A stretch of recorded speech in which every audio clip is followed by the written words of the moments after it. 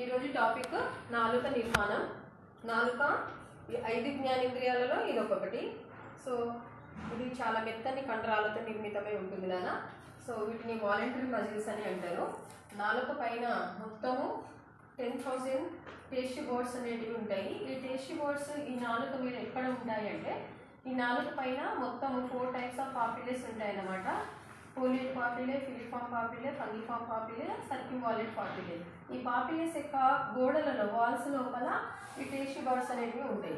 So ఒక్కొక్క ఈ papillaes యొక్క ఫంక్షన్ ఏంటిది, వీటిలో ఆహారానికి ఉండే రుచులను గుర్తించేటువంటిది మనం తెలుసుకుందాం. ఫంగిఫామ్ పాపిలే అనేది నాలుకకి ముందు వైపున ఉంటుంది. ఇది ఆహారంలో ఉండే తీయని రుచిని గుర్తించడానికి కావలసిన రుచిగ్రాహకాలు అనేవి ఇందులో ఉంటాయి.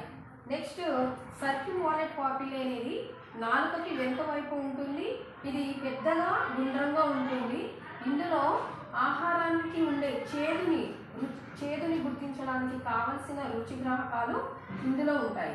నెక్స్ట్ నాలుకకి ఈ మధ్య భాగంలో ఫిలిఫామ్ పాపిలే ఉంటుంది. ఇందులో ఎటువంటి రుచిగ్రాహకాలు అనేవి ఉండవు. నెక్స్ట్ నాలుకకి ఇరువైపులా ఫోలియేట్ పాపిలేస్ ఉంటాయి. ఇవి ఉబ్బెత్తుగా ఉంటాయి, ఇక్కడ ఉబ్బినట్టు ఉంటాయి చూడండి.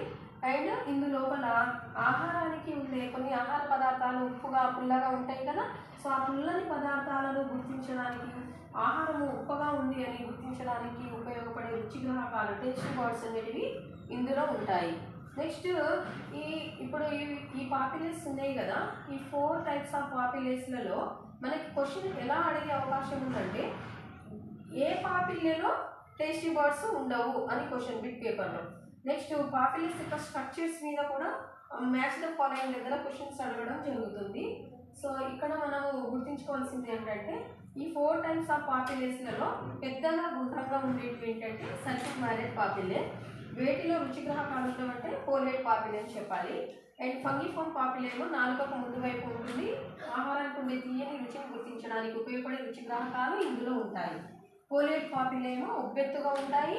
ఆహారానికి ఉండే పులుపుని మరియు ఉప్పుని గుర్తించడానికి ఉపయోగపడే రుచిగ్రాహకాలు ఇందులో ఉంటాయి. ఇవే కాకుండా ఇంకా ఆహారానికి ఉండే ఇతర ఆహార పదార్థాలు, ఇక్కడ ఈ లెసన్లో మనం ఏం తెలుసుకుంటామంటే ఉమామి అనేది కూడా ఒక రకమైన ఆహారానికి ఉండే రుచి అన్నమాట. ఇది కొత్తగా వినిపిస్తుంది కదా మీకు వర్డ్. సో ఉమామి అంటే ఏంటంటే మాంసము, చికెన్, ఫిష్, సముద్రం నుండి లభించే ఆహార పదార్థాలు అంటే ప్రోటీన్స్ ఫుడ్స్కి ఉండే రుచిని ఉమామి అని అంటారు. జున్ను కూడా ఇది ఇంపార్టెంట్ అన్న రీసెంట్గా అయిన డిఎస్సి ఎగ్జామ్లో ఆ క్వశ్చన్ రావడం జరిగింది. నెక్స్ట్ మెటాలిక్ టేస్ట్ అనేది కూడా ఒక రకమైన రుచి. కృత్రిమంగా తయారు చేయబడే ఆహార పదార్థాలకు ఉండే రుచిని మెటాలిక్ టేస్ట్ అంటారు. ఎగ్జాంపుల్ పిజ్జా, బర్గర్, కేక్ ఉండే రుచిని మెటాలిక్ టేస్ట్ అని అంటారు అనమాట. సో మరి కారం అనేది ఏంటంటే కారం అనేది మనము రుచి అనుకుంటాం, నిజానికి అది రుచి కాదు, కేవలం ఘాటు మాత్రమే. ఇది నాలుక గురించి.